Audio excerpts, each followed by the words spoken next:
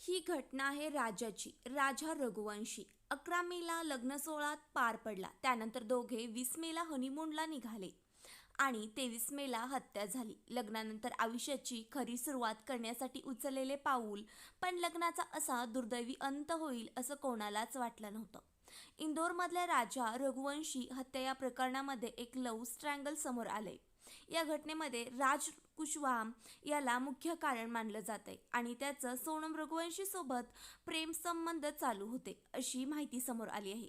सोनमचं राजवर मन बसलं होतं आणि ती त्याच्या प्रेमात अक्षरशः पूर्णपणे वेडी झाली होती. पण तिचं लग्न राजसोबत न होता राजा रघुवंशी सोबत झालं होतं.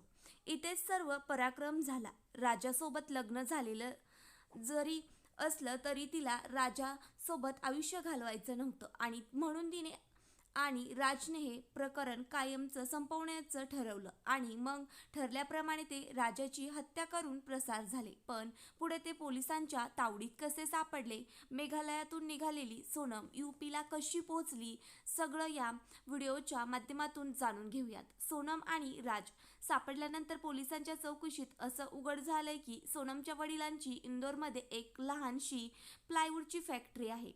तिथे राज कुशवाहा काम करत होता. राज कुशवाहा हा सोनमपेक्षा 5 वर्षांनी लहान असून तो या फॅक्टरीमध्ये मॅनेजर होता. सोनम नेहमी फॅक्टरीच्या ऑफिसमध्ये यायची आणि त्याच फॅक्टरीमध्ये दोघांची ओळख झाली आणि नंतर मैत्री होऊन मैत्रीचं रूपांतर आता हळूहळू प्रेमामध्ये झालं. पण सोनमच्या परिवाराने तिचं लग्न इंदोरमधल्या ट्रान्सपोर्ट व्यावसायिक असणाऱ्या राजा रघुवंशी सोबत ठरवलं.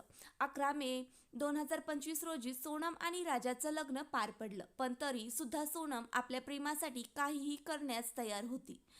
अगदी ती प्रेमात पूर्णपणे आंधळीच झालेली होती आणि त्याचा परिणाम असा झाला की लग्नानंतर अवघ्या काही दिवसातच राजने आणि सोनमने प्लॅन करून लग्नाच्या नंतर अवघ्या 6 दिवसातच राजाची हत्या केली. राजा रघुवंशीला मारण्याच्या कटामध्ये सोनमला राज कुशवाहा आणि 3 कॉन्ट्रॅक्ट किलर विशाल सिंग, आनंद कुर्मी, आकाश राजपूत यांनी साथ दिली. या तिघांनी मिळून राजाला संपवायचं, कशी हत्या करायची त्याची संपूर्ण प्लॅन तयार केला. राजा आणि सोनमला गुवाहाटीला पाठवण्यात आलं आणि तिथून पुढे शिलाँगला जायला सांगितलं, जिथे पुढचं सगळं कट कारस्थान रचण्यात आला होता. त्या ठिकाणी आधीच सर्व ठरवून ठेवण्यात आलं होतं. शिलाँगमध्ये आधीच राजा कुशवाहाचे 3 मित्र सोनमची वाट बघत होते. सोनमने मुद्दामून राजाला डबल डेकर नावाच्या एका सुनसान ठिकाणी नेलं आणि तिथेच त्याची हत्या करण्यात आली. राजा रघुवंशीच्या लपवून ठेवलेला मृतदेह सापडला. ह्याच या संपूर्ण प्रकरणातील तपासाचं मेन टर्निंग पॉइंट ठरला. त्यानंतर पोलिसांच्या संशयाने केंद्र सोनम बनली आणि तिचा यातून मार्ग काढला जाऊ लागला. यावेळी त्याची पत्नी सोनम अद्याप तिचा ठाव ठिकाणा नव्हता. राजाचा मृतदेह शोधण्यासाठी पाठवण्यात आलेला आहे. सोनम त्यावेळी पूर्णपणे बेपत्ता असल्याची खबर होती. तिची कुठेच खबर लागत नव्हती. आसपास तिला शोधण्याचा सुद्धा प्रयत्न करण्यात आला. अशी माहिती समजली की 3 जूनला आलेल्या पोस्टमॉर्टम रिपोर्टमध्ये हे स्पष्ट झालं की राजाची हत्या नसून झाड कापण्यासाठी वापरल्या जाणाऱ्या धारदार शस्त्राने त्याच्यावरती वार करण्यात आले आहेत. 4 जूनला राजा रघुवंशीचा मृतदेह इंदोरला आणण्यात आला. 5 जूनला शिलाँगमधल्या एका हॉटेलच्या रिसेप्शनमधून राजा आणि सोनमच्या सीसीटीव्ही फुटेज पोलिसांच्या हाती लागले आहे. त्यानंतर 7 जूनला त्या हॉटेल बाहेरची एक सीसीटीव्ही फुटेज मिळालं, ज्यामध्ये राजा आणि सोनम दोघे एकत्र दिसत होते. पण 4 दिवस झाले तरी सोनमचा काहीच पत्ता नव्हता. इकडे सोनमच्या घरच्यांनी तिला शोधण्यासाठी प्रशासनासोबत तांत्रिकांचा देखील आधार घेतला होता. या एका तांत्रिकाने सांगितलं की घराच्या बाहेर उलटा फोटो टाका, त्यानं मुलीचा ठावठिकाणा लवकर सापडेल. सोनमच्या वडिलांनी 2 दिवसापूर्वी तिचा उलटा फोटो लावला होता आणि त्यानंतर अनेक दिवसापासून बेपत्ता असलेली सोनम रघुवंशी उत्तर प्रदेशातल्या गाझीपूर जिल्ह्यातल्या एका ढाब्यावर सापडली. आता मोठा प्रश्न हा उभा राहतो की तिचा शोध शिलंगच्या गल्ली गल्लीत पोलीस घेत होते. ती सोनम रघुवंशी अचानक गाझीपूरमध्ये एकटीच कशी जाऊन पोहोचली यावर स्वतः सोनमने याबाबत माहिती दिली. तिने पोलिसांना दिली आहे. तिने सांगितलं की स्वतः गाझीपूरपर्यंत गेलेली नाही, तर तिला अपहरणकर्त्यांनीच तिथे सोडून दिलंय. मिळालेल्या माहितीनुसार सोनम स्वतःला पीडित म्हणून सादर करते. तिचं म्हणणं आहे की तिला कुणीतरी किडनॅप करण्यात आलं होतं. त्यानंतर अपहरण केल्याचं व्यक्तींनी तिला गाझीपूरच्या त्या ढाब्यावर आणून सोडलं. त्या दरम्यान आता मेघालय पोलिसांच्या एका टीमने सोनमला अटक करण्यासाठी गाझीपूरकडे रवाना झालेली आहे.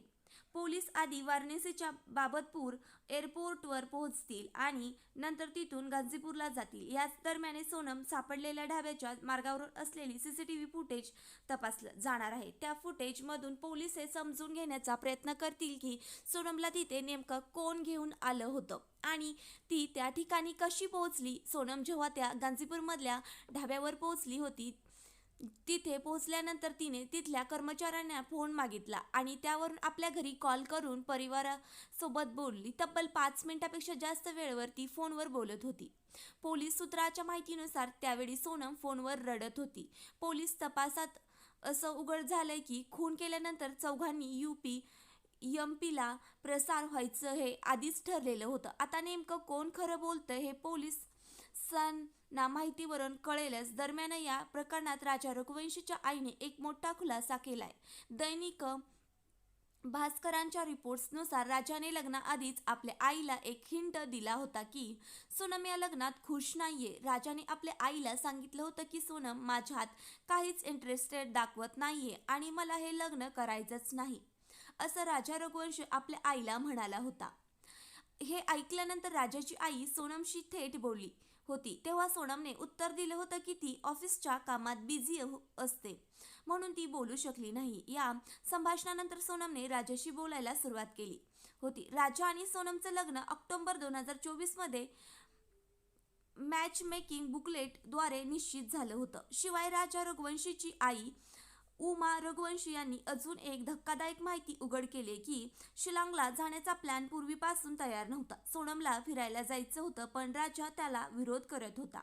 शेवटी सोनमने आधीच तिकीट बुक केलं होतं आणि राजाला इच्छा नसूनही तिच्यासोबत जावं लागलं. पण खास गोष्ट अशी की सोनमने फक्त जाण्याचं तिकीट बुक केलं होतं, येण्याचं तिकीट सोनमने बुक केलंच नाही. शिवाय त्यांनी असाही आरोप केलाय की हनीमूनसाठी जाताना सोनम आपल्यासोबत सगळे दागिने घेऊन गेली होती आणि तिने आपल्या बँक खात्यातून तब्बल 9 लाख रुपये रक्कम काढून घेतले होते. आता हे प्रकरण खूपच गुंतागुंतीचं वाढत चाललेलं आहे आणि एखाद्या रहस्यमय कथेसारखं होत चाललंय. एका लग्नातून इथपर्यंत पोहोचलेल्या कहाणीत अनेक प्रश्न निर्माण झालेले आहेत आणि पोलिसांचे अजूनही कसून प्रयत्न करत आहेत.